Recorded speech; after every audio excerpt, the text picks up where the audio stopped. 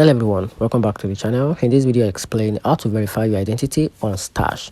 Verifying your identity on Stash is a crucial step to comply with US financial regulation and to ensure your security of your account is ensured.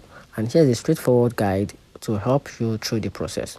So to get started with the step on how to verify your identity on Stash. So the first thing to do is to access your Stash account via the mobile app or web browser. Then after that, you have to initiate the verification process. So to start, upon logging in, you may see a prompt request identity verification. Click or tap on this prompt to begin. So if no prompt appears, navigate to your settings and look for identity verification section.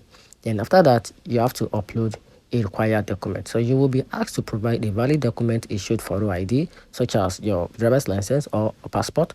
Then follow the on-screen instruction to upload a clear image of the document and ensure that the image is clearer and free of glare.